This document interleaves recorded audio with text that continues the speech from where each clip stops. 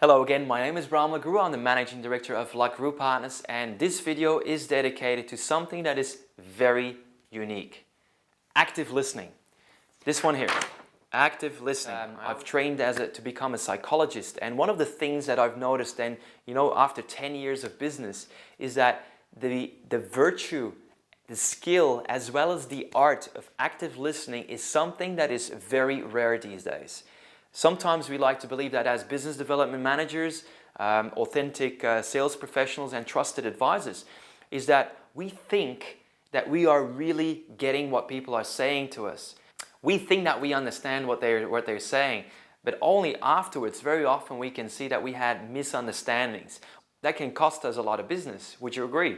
When is the last time when you thought you understood what the client wanted, put a lot of time in quotes and or tender writing, only then afterwards to find out that it wasn't successful, that it didn't go through, somebody else got the business, even though you were better positioned for it, but you just didn't quite get what the client was looking for. So the solution you designed was not fit.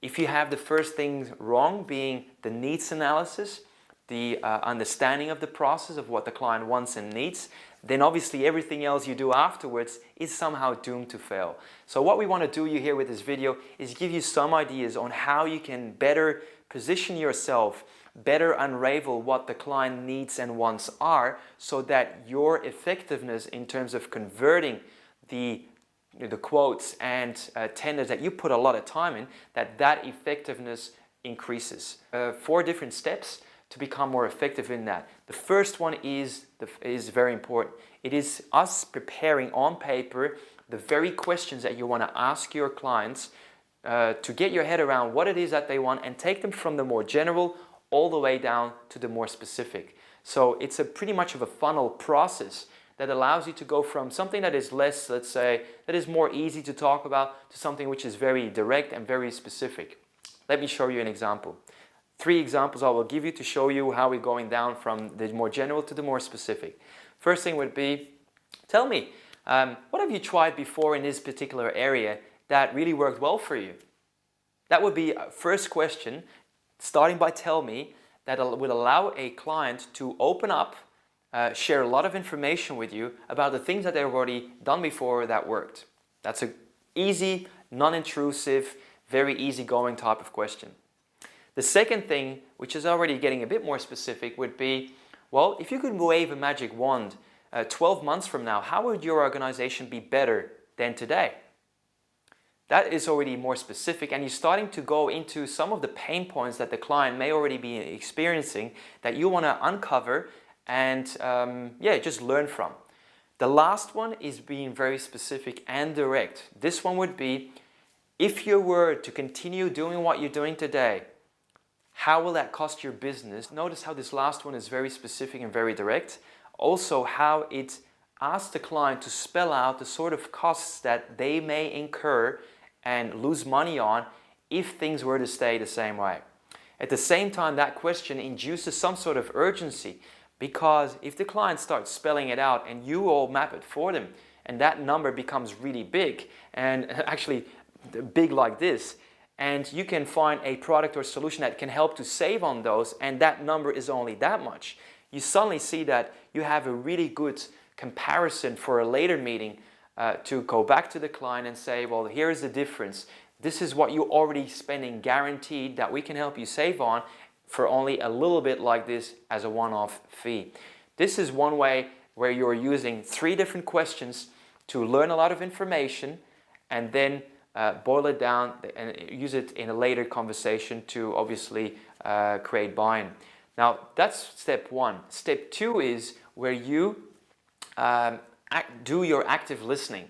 The active listening, again, you should think of yourself being a consultant or a doctor who listens well once the client shares information with us, so that information, you can almost literally say the very words that your client shared with you.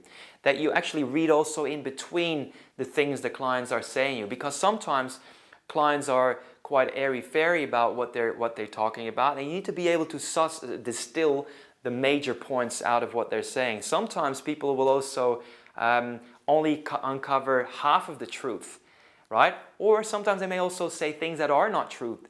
and you need to pick up on that. So these are the things that we really suggest you to get better at, because the better you become at your information gathering process, the active listening bit, both to words as well as read people's behavior and read in between the lines and even in silence, the better you get at that, the more information you can distill that allows you to put a very targeted solution together that no one else will, because they don't listen as intently and actively as you do, right? So that's really the point.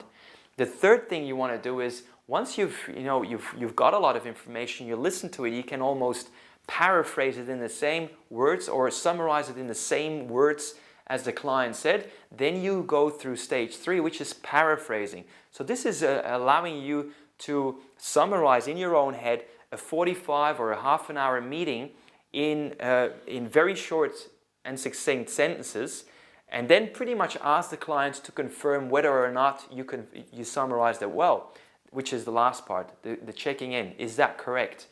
Now, notice what happens here. If I say, well, based on what you shared with me here today, I understand that you're looking for A, B, C, and D. Is that fair to say? Is that pretty much how you remember it?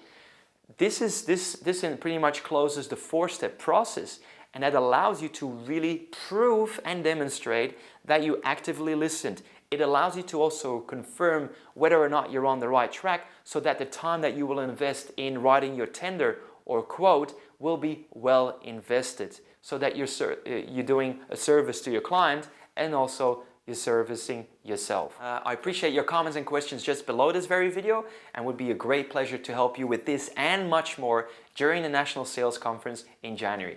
Thank you very much. My name is Bram. Bye-bye.